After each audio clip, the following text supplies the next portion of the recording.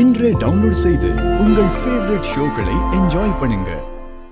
மாலை போடுறதுக்காக நாங்க 2 பேரும் கோவிலுக்கு போயிருந்தப்போ புவனாவையும் பசுபதியையும் பார்த்தோம். ஏதாவது பேசி உங்ககிட்ட வம்பிழுத்தாங்களா? ஆமாமா, ஆனா எப்பவும் போல ஏதோ ஒண்ணு பேசி வம்பிழுத்தா கூட பரவாயில்ல. நான் பிரெக்னன்டாவே இல்ல, எனக்கு உண்டாகி இருக்கிறது போலியான கர்ப்பம். நீயும் உன் புருஷனும் உன் அப்பா கிட்ட போய் சொல்லி ஏமாத்திக்கிட்டு இருக்கீங்கன்னு சொன்னா. தனா, என்ன சொல்ற? அது மட்டும் இல்ல, அங்க ஒரு பெரிய கலாட்டாவே நடந்துச்சு. ஏன், என்ன ஆச்சு? என்ன கலாட்டா? நீ புள்ளத்தாச்சி கிடையாது. உனக்கு உண்டானதும் போலி கர்ப்பம். நான் உண்மையை சொன்னா அடுத்த நிமிஷமே உங்க அப்பா அப்படியே நெஞ்சு புடிச்சு சரிஞ்சு விழுந்துருவாரு. ஏய், என்ன சொன்ன?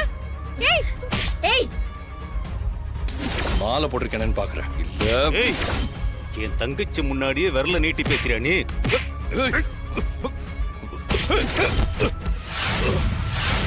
உன் கைய உடம்புல இருந்து எடுக்கிறனா இல்லையான்னு பாரு. உன்னால முடிஞ்சா பாத்துக்கப்ப. உங்க அப்பங்கிட்ட உண்மையை போட்டு உடைச்சு உங்க 2 பேரையும் நடுத்தெருவுல நிக்க வைப்பண்டி. நாங்க எல்லாத்துக்கும் தயாரா தான் இருக்கோம்.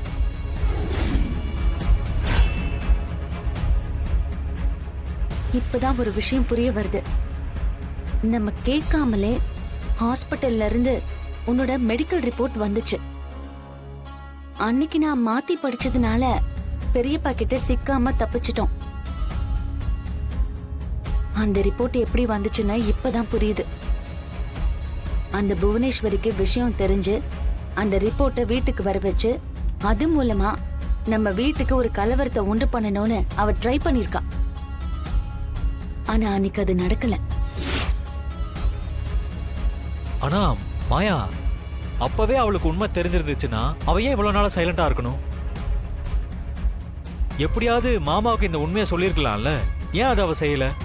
அவளை பொறுத்த வரைக்கும் இந்த விஷயத்தை பெருசுபடுத்தி நம்ம வீட்டை ரணகலப்படுத்தணும். அது மூலமா இவங்க 2 பேரையும் பெரியப்பா வெறுக்கணும். இவங்களை இந்த வீட்டை விட்டு அனுப்பணும்.